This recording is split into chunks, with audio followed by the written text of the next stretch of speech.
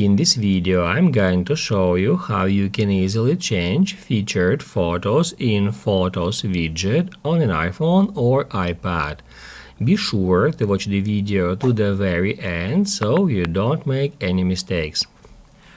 Let's get started, guys. I'm gonna show you all the process from the beginning, and first off, let's add Photos widget on our home screen. To do that, we need to long press somewhere here at empty space, then tap Add Plus, and then scroll down until we find the photos, and down below here it says Featured. That's where we can select widget format in that way. I'm gonna use that one. To add this widget, we need to tap at this button, and that will add Photos widget to the home screen, and it will show you featured photos. It will change it from time to time.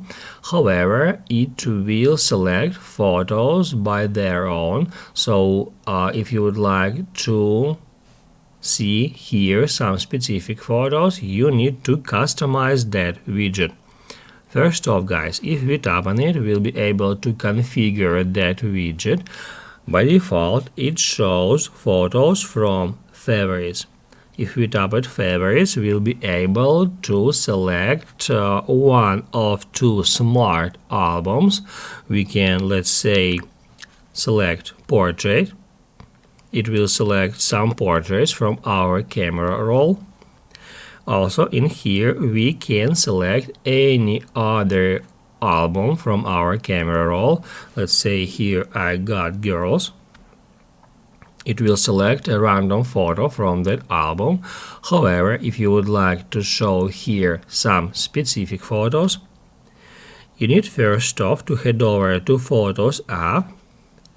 Then by tapping right here, create a new album. I'm gonna name it 1, 2, 3, hit it save, and then we just need to add photos we would like to use in that widget to a particular album. So I'm gonna select some photos. We can add as many photos as we want, and then to continue, tap Add.